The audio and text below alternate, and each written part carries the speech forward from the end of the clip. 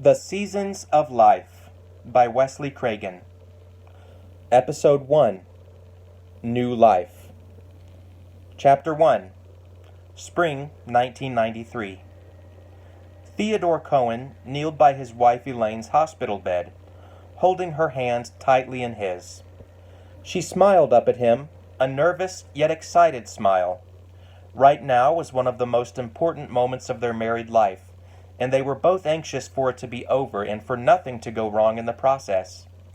"Push!" came the shout from the midwife. Elaine had not known it was time to push yet, as she couldn't feel a thing. The epidural was doing its job nicely. In the waiting room, Elaine's mother, Ruth, waited patiently to be called. She had wanted to be in Elaine's room when her twin grandchildren were born, but it was too crowded. The doctors and nurses had allowed Elaine to have only one family member present, and she had chosen her husband. Finally, after hours of waiting, Ruth saw a young female nurse emerge from the hallway. "They're here," the nurse said. "You can come and see them if you want." Ruth put down a magazine she had been reading and followed the young woman to Elaine's room. All of the doctors and nurses went outside as Ruth went in and was greeted by a sight and sound that caused her to sigh with emotion. There, in the arms of her daughter, on the hospital bed, was a crying newborn baby in a blue cap. To the left of the hospital bed, there stood her son-in-law, holding another crying newborn in a pink cap. Her first grandchildren. A tender, smitten smile slowly spread across her heart and then across her face. "Hi, Grandma," Elaine beamed. "Come over here and meet your grandchildren." Ruth took a turn holding each one of the twin babies.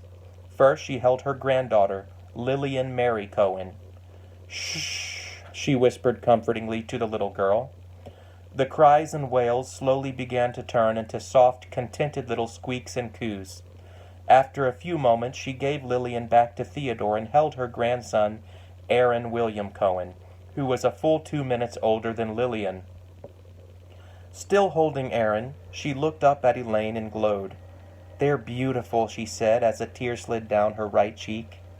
"I know," said Elaine, the children's mother. "I can't believe they're finally here." 3 days had passed.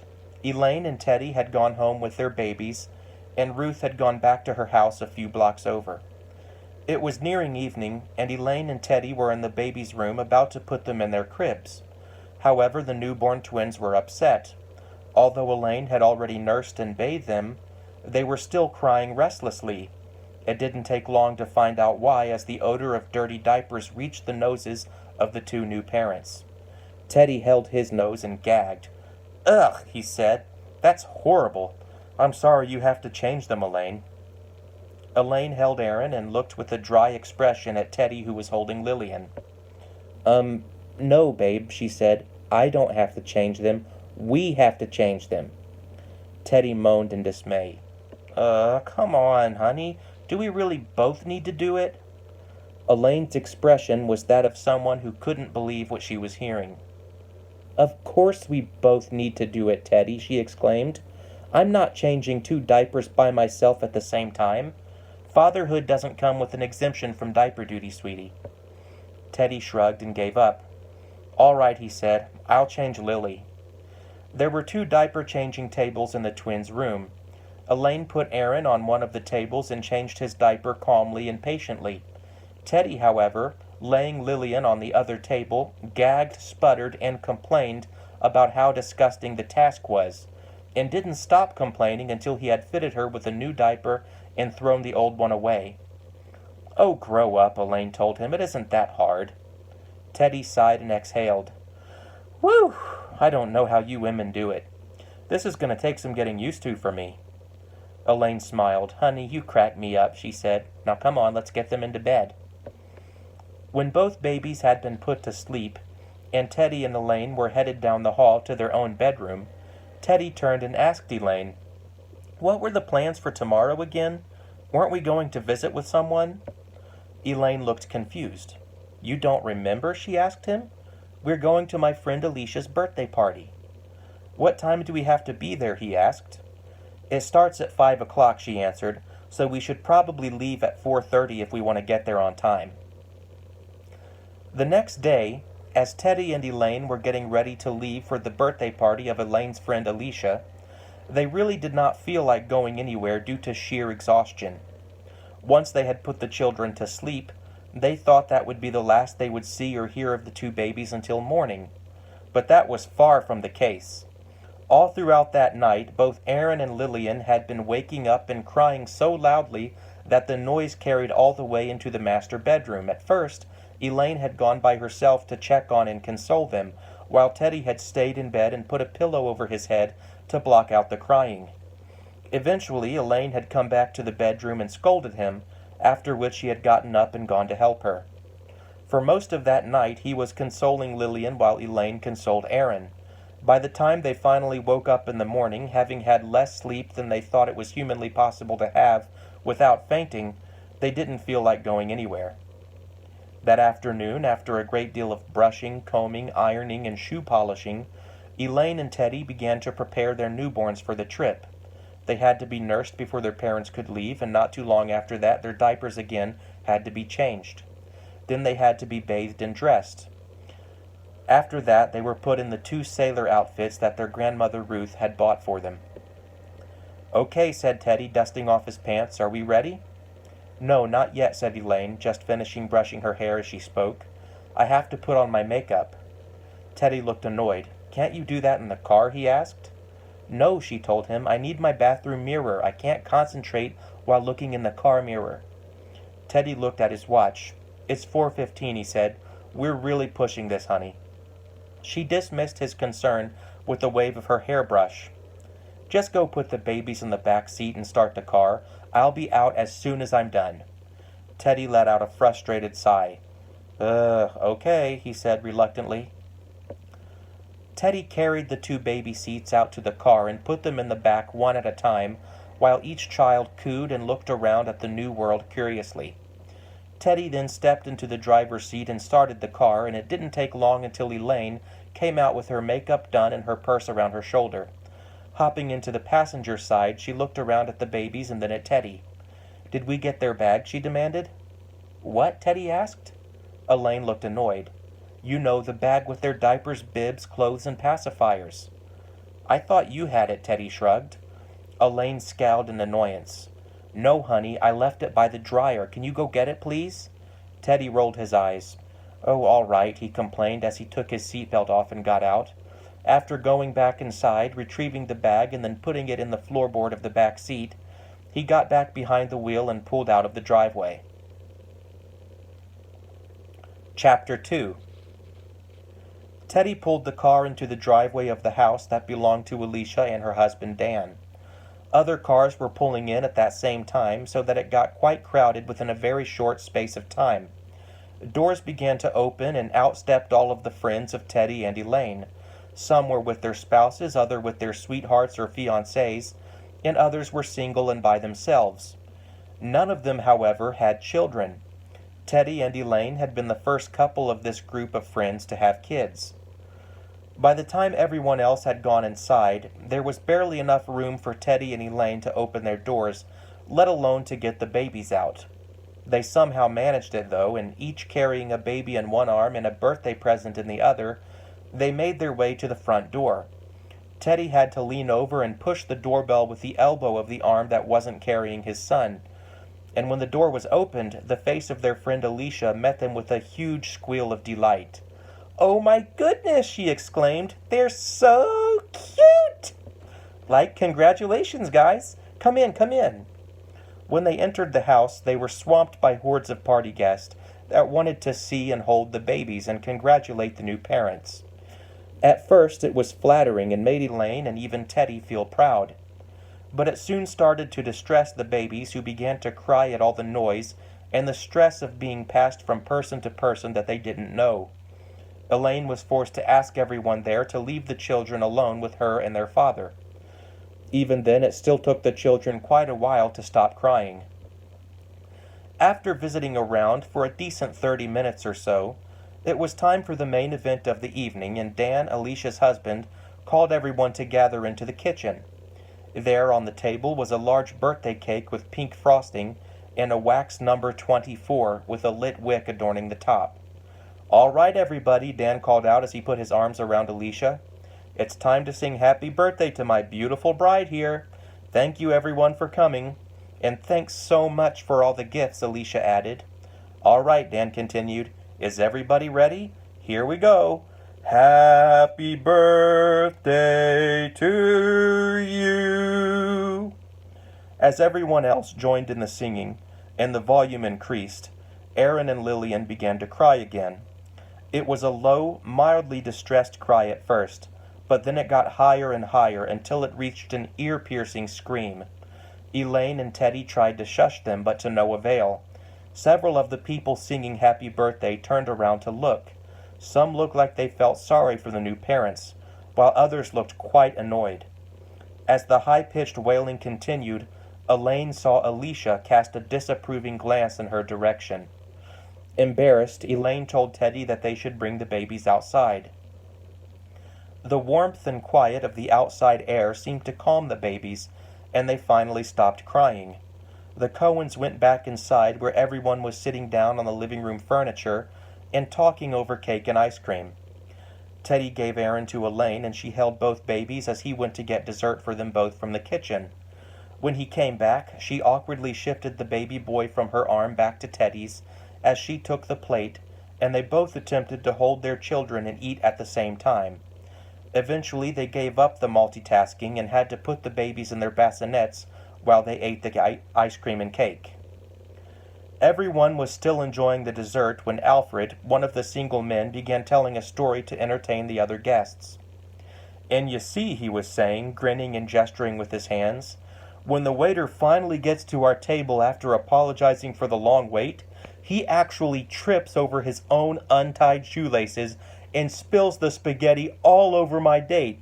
No joke, my date is sitting there covered in noodles and tomato sauce, and the waiter is just stammering and stuttering all over himself, trying to apologize, and I'm sitting there super embarrassed thinking, oh man, she's probably so mad she'll never go out with me again." The other men and women were laughing hysterically. A young single woman named Janice slapped her knees in mirth. "Oh my word," she laughed. "Remind me never to go on a date with you, Alfred." "Hey, Elaine, where are you going?" "I have to feed my daughter," Elaine said, standing up and heading toward the door. Then, remembering Alicia's ugly look from earlier, she added, "I'll have to come back and get Aaron and feed him afterward. He'll be getting hungry too, so I'm super sorry in advance if he starts crying again." She went out to the car, leaving Teddy to hold Aaron until she got back, and sure enough, little Aaron's hunger became evident when he again started to cry loudly. The other guests tried to continue talking, but they would frequently stop in mid-sentence when one of them was interrupted by a particularly high-pitched wail. Janice looked over at Teddy and Aaron with a look of severe irritation after being interrupted for the fourth time. "When is Elaine going to come back and get him?" she asked. Teddy smarted at the question. There was embarrassment mixed with offense. This was not helped when Alicia, sitting one chair over from Janice and also looking irritated, made a suggestion. "Do you guys want to go in another room and talk, like maybe back in the kitchen?" Teddy did not respond. He was in silent shock. He never knew that his and Elaine's friends were capable of being this rude. However, the situation was briefly saved when Elaine suddenly came back in. "Lillian's been fed," she told Teddy. "Here, let me have Aaron." They swapped babies, and Elaine began to make her way back toward the door. Before she closed it behind her, she distinctly heard Alfred's voice say, "Oh, thank goodness, I thought I was going to go deaf for a second." She made her way back to her car to nurse Aaron, her feeling of embarrassment turning quickly into that of anger. When she got back, the guests had all gone into the kitchen for second helpings of dessert, and were now trickling back into the living room and retaking their seats. She sat back down next to Teddy and listened to everyone else's conversations. There was more laughing, joking, and storytelling, but neither Elaine nor Teddy seemed to be able to enjoy it. They were both still so disappointed in the rude comments their friends had made that they could not bring themselves to engage in any of the silly banter. Elaine was sincerely hoping that the evening would get better, but what happened next removed that hope from her mind completely. Dan, Alicia's spouse, had a piece of cake halfway into his mouth when he suddenly took it out and pulled a disgusted face. Ugh, what is that? He put his fork down on his plate and held his nose. Alfred did the same. That is disgusting. And I was right in the middle of trying to eat, Dan added. I'm so sorry, stammered Elaine. I need to change the kids. That's what that is, said Alicia, waving her hand in front of her face. Oh my word, it's awful. I literally don't even want to finish my cake anymore. Elaine felt her face turn hot. She tried with all her might to hold back tears. Standing up with her daughter in her arms, she turned to Teddy. Come on, honey. We'll change their diapers in the car. Why? Teddy asked. It's getting late, she said with a forceful tone. We really should be getting home now. You're leaving already? Alicia asked. Yes, Elaine answered while staring daggers at Alicia. Have a happy birthday. The tone of her voice when she said this told everyone in the room that she very much did not care whether Alicia's birthday was happy or not. She said nothing else as she carried her daughter outside with Teddy carrying their son out behind her. Chapter 3.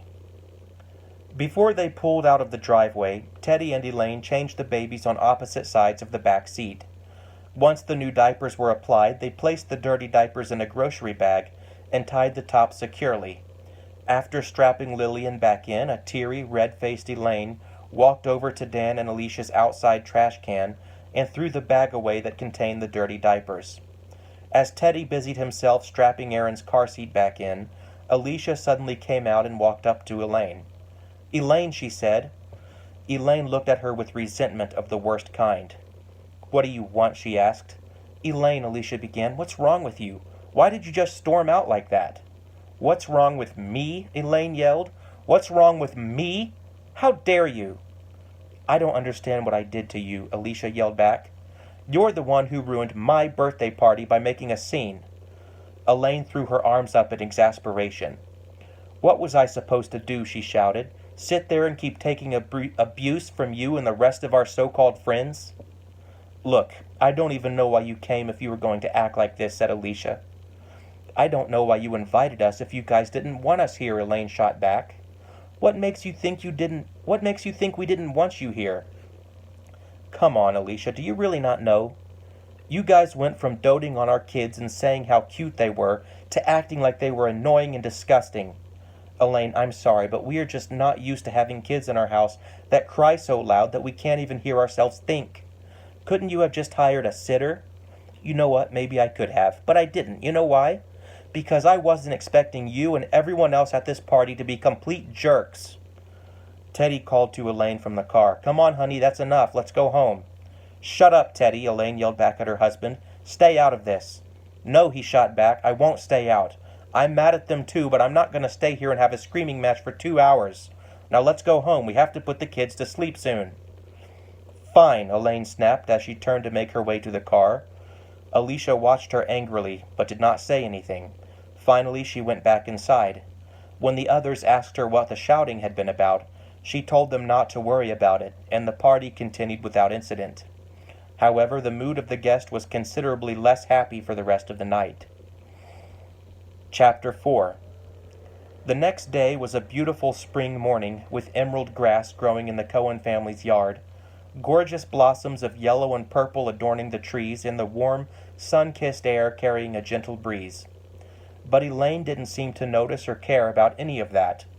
While Teddy was at work, she had been at home carrying the double burden of taking care of the baby's needs and thinking about the previous night's events at the same time. There was simply too much stress in her mind for her to find any joy in this day. Finally, she could not hold this burden in anymore.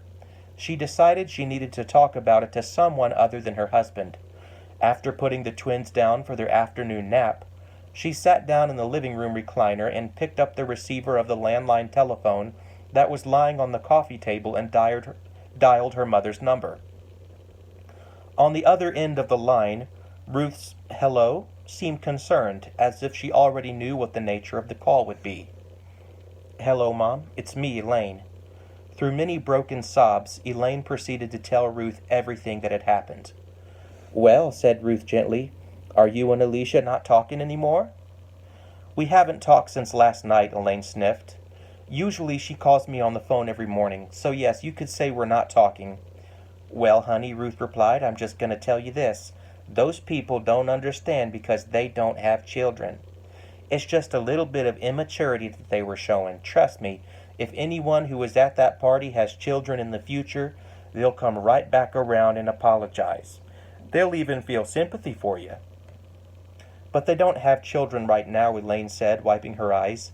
"And they may not have children for a long time. So how am I supposed to get them to understand the way I feel between now and then? I'm serious, Mom. I don't think I want to be friends with them anymore." "Look, honey, let's not throw this whole group of people out of your life just because of one mistake they all made. And let's not hold grudges either. I didn't raise you to do that. Anyway, I know Alicia's mother, Sandra, and I plan to have a talk with her about this. If Sandra tells that daughter of hers a thing or two, puts a bug in her ear about all this, I think this situation might get resolved." "You really think so?" "Oh, I'm almost positive. Sandra's a good woman, and when she talks, people listen." "Oh, thank you so much, Mom. I love you." "I love you too, sweetie. I gotta go now. Bye-bye." Chapter 5. It had been 2 days since the party at Dan and Alicia's house. Everything had been cleaned up, the leftover cake and ice cream had been thrown away, and all of the gifts had been opened, that is, all except for the 2 gifts from Teddy and Elaine. Alicia had put them against the living room wall and tried to avoid opening them or even looking at them for as long as possible.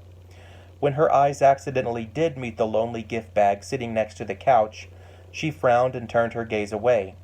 That afternoon, while sitting on the side of the couch farthest from the 2 gift bags, Alicia heard the doorbell ring.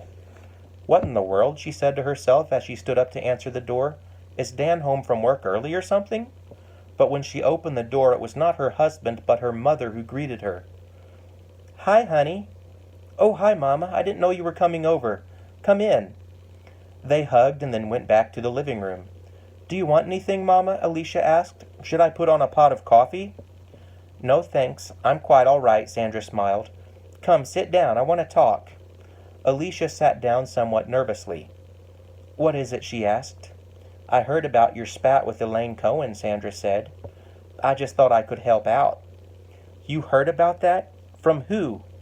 "From Ruth, Elaine's mom," Sandra answered.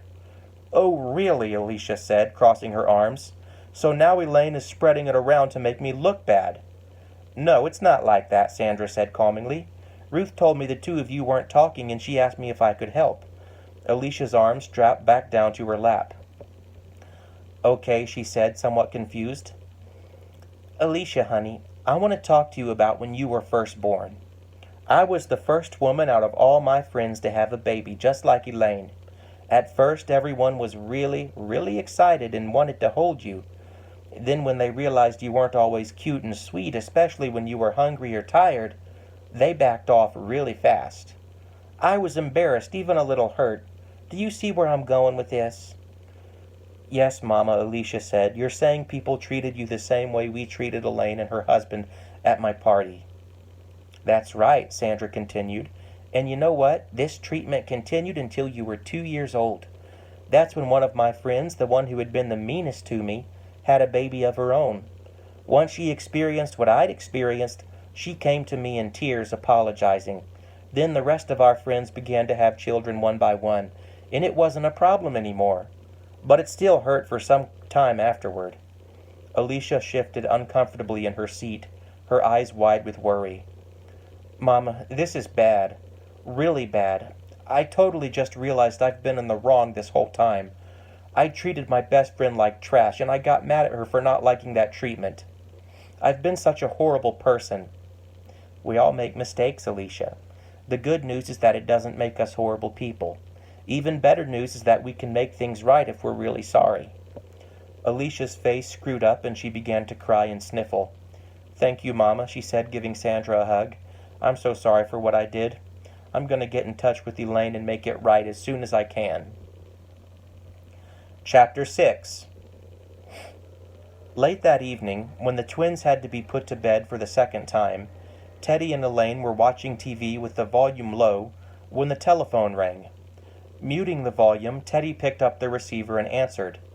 After a moment, he handed the receiver to Elaine. "It's Alicia," he told her. "She wants to talk to you."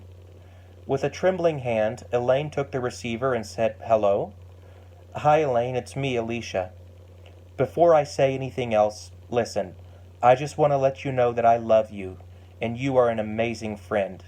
And I am very sorry for how you were treated at my birthday party, especially by me. I really mean it. Can you forgive me?" Elaine began to cry again, but not a bad cry. "Yes, I forgive you," she said. "And I'm sorry for losing my temper and holding a grudge. Can you forgive me?" "Yes, yes, absolutely. I also want you to know that I've talked to Dan, and he feels really bad about the things he said and did. Same with Alfred and Janice. I expect you to get phone calls from them soon. Oh, and we want to apologize to your husband as well as you. We said some rude things to him when you weren't around." "I really appreciate your honesty," Elaine sobbed. "I love you. I love you too, Elaine. I really mean it. Hey, why don't you and Teddy hang out with me and Dan this week?" Elaine pulled the receiver away from her and informed Teddy of this request. "Yeah, sure," he said. "We have time to hang out this week." Elaine put the phone back to her ear. "Yes," she answered. "We're game to hang out later this week. Where were you guys thinking? Your house? A restaurant? The mall?" "Why don't you just come to our house for dinner?" said Alicia. "I'll fix something good."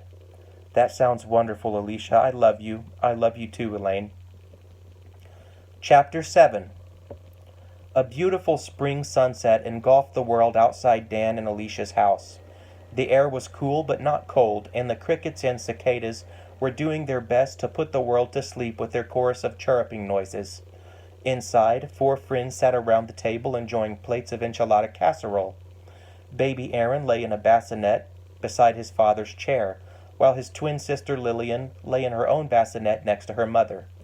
Both had been fed and changed and were sleeping peacefully. "So, did you open our presents to you?" asked Elaine. "Oh yeah," Alicia said excitedly. "I really like the coffee mug that Teddy got me. And Elaine, I love the blouse that you got me. You guys really know how to gift shop." "Thank you," said Elaine. "I'm glad you like them." "So, Dan," said Teddy, "did you see that football game last night? That was unbelievable, wasn't it?" "Oh yeah," said Dan, forking through his casserole. "That referee totally should have intervened when that one guy clearly broke the rules. To tell you the truth, I think he was kind of biased in favor of the other team." "We should totally go shopping sometime, just me and you," said Elaine, tuning out the guys in their football talk. "I'll leave the kids at home with Teddy. He can handle them." "That sounds good to me," said Alicia. "Where do you want to go? I was thinking the mall." What about the strip malls down by the gas station?" Elaine suggested. "Or we could do both and hit all the good stores," said Alicia. Elaine smiled widely. "I like the way you think, friend." Thank you for listening.